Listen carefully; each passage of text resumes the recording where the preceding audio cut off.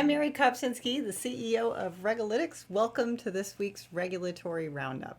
This week, there were 2,432 alerts from 426 US regulators.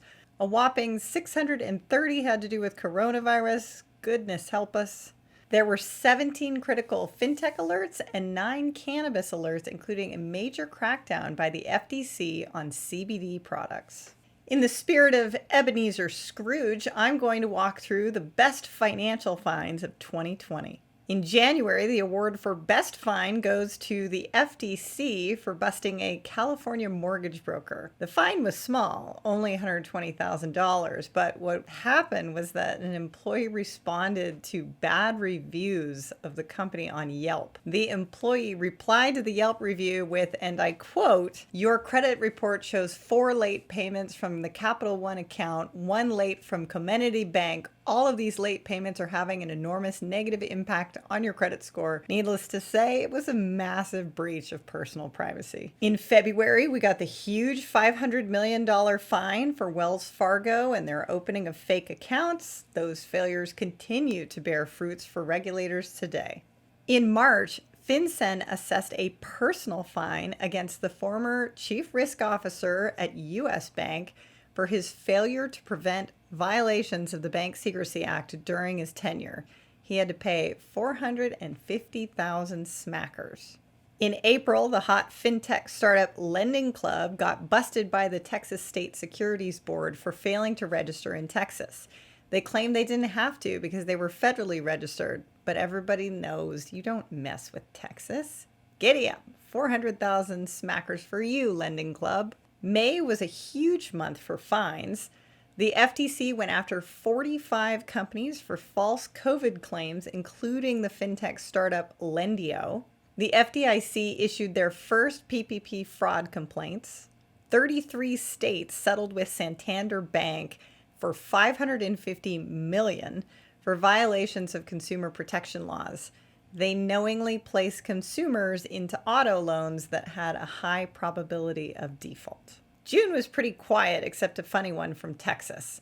The article actually posted by the regulator itself was called, "Today, Texas State Securities Board Action is Best Served with a Caffeinated Beverage." It's a long read about long-running oil and gas bad actors, end quote.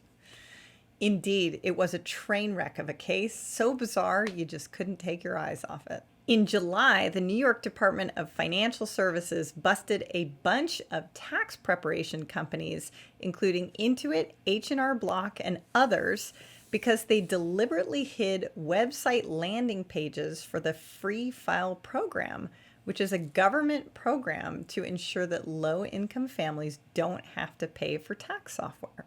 After this ruling, H&R Block pulled out of the Free File Alliance, which deeply disappointed the insurance leaders in New York, who then wrote an op-ed in the New York Daily News so the public would know how Grinch-worthy these decisions were.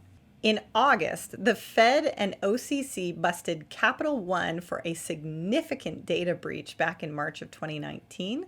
Capital One was required to enhance its risk management program for cybersecurity and information security. Also, the FTC warned sellers of face masks and other PPP that if they promise to ship within a certain time, they better meet their promise or the FTC would come after them. In September, the CFTC, along with 30 states, charged a set of California-based precious metal dealers for a fraud of over $185 million that was targeting the elderly. Santa will definitely put some coal in their stockings this year. Also in September, the CFTC fined Citibank $4.5 million for accidentally deleting subpoenaed audio recordings.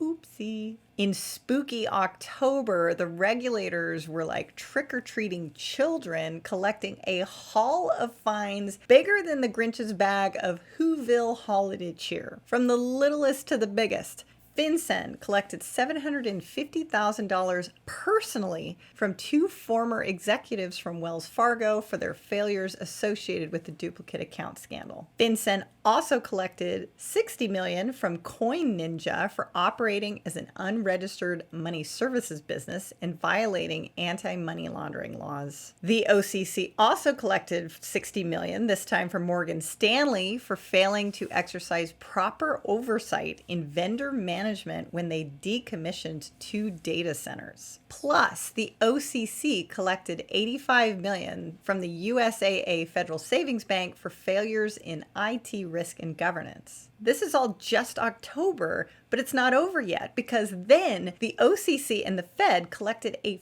$400 million fine from Citibank for long-standing deficiencies in compliance risk management, data quality management, and internal controls. But then, in the largest fine of CFTC's history, JPM got fined a record $920 million from the CFTC and $35 million from the SEC for spoofing and manipulating U.S. Treasuries markets. And you think that was a scary enough October, but no. Then Goldman Sachs got fined $2.9 billion, yes, that's a B, billion dollars by the Fed, the SEC, and the Department of Labor for bribery in Malaysia and failure to maintain proper controls. Woo!